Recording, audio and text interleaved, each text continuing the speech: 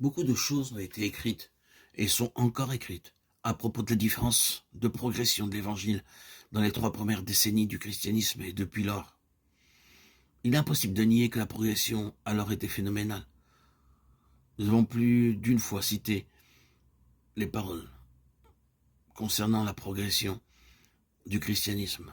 L'an 33 de notre ère, quelques pécheurs galiléens cherchaient la liberté de parole dans Jérusalem et étaient considérés comme des hommes pauvres et ignorants. L'année où Paul mourut environ 30 années plus tard, quelle était donc la situation? Eh bien, il y avait des églises dans Jérusalem, à Nazareth et à Césarée, dans toute la Syrie, à Antioche et à Éphèse, dans la Galatie, à Sardes, à Laodicée, dans toutes les villes de la côte ouest, en Asie mineure, à Philippe, Thessalonique, Athènes, Corinthe, Rome, Alexandrie, dans les principales villes des îles et en Grèce, mais aussi dans les colonies romaines occidentales. Malgré une formidable organisation et des dépenses considérables, particulièrement dans le siècle passé, il n'y a rien eu de comparable à cela. Nous ne lisons pas que dans ces premières années, il y avait des démonstrations et toute l'organisation des missions et des efforts missionnaires avec lesquels nous sommes si familiarisés de nos jours. Ce n'est pas qu'il y ait peu de soucis pour l'évangélisation ou un manque d'esprit de sacrifice et la peur des souffrances de la part de bon nombre de fervents serviteurs de Dieu. Et quoi que nous puissions en dire, nous devons prendre garde de ne pas être désobligeants ou de sous-estimer le très grand flot de vie et de puissance qui a caractérisé l'intérêt pour le salut des âmes dans le siècle passé, et le contact avec bon nombre de serviteurs de Dieu consacrés dans différents domaines nous préserve de tout esprit de critique. Cependant, tout en reconnaissant chaque parcelle de dévouement et d'esprit de sacrifice, il y en a très peu qui ne soient conscients de la différence de progression mentionnée auparavant, et une nombreuse littérature a été publiée à ce sujet. Notre objet, soumis à un profond travail de cœur, n'est donc pas de critiquer, ni de mettre en doute tout cela, mais de voir si la comparaison et le contraste sont justes et vrais, s'il y a des facteurs et des traits particuliers qui seraient les signes d'un changement. Y avait-il des caractéristiques au commencement qui, de manière générale, ne sont plus celles que nous observons maintenant?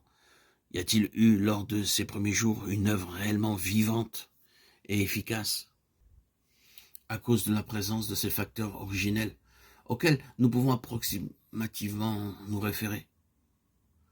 Considérons un ou deux exemples significatifs et voyons s'ils se rapportent à quelque chose qui avait cours à l'origine.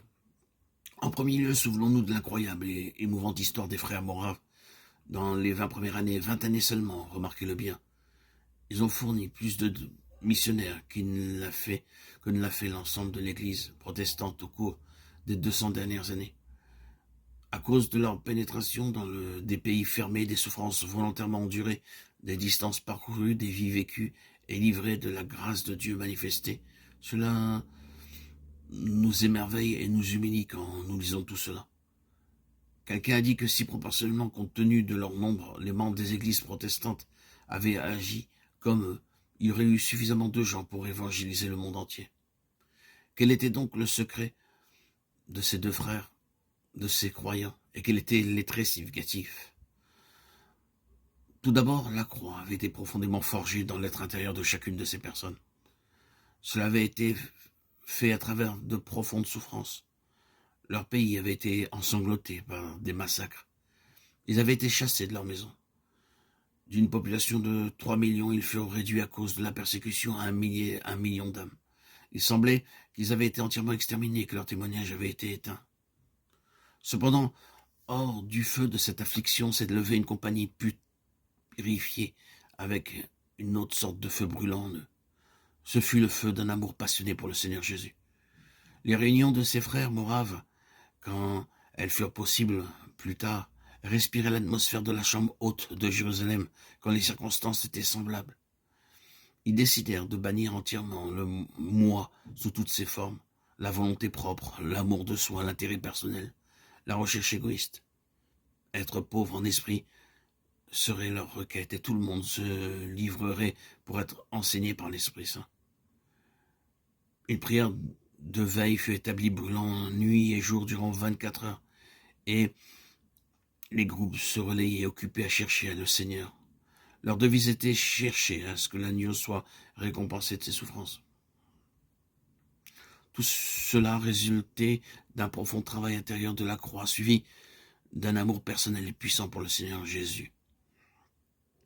Les considérations personnelles étaient perdues de vue et aucune forme de persuasion n'était requise.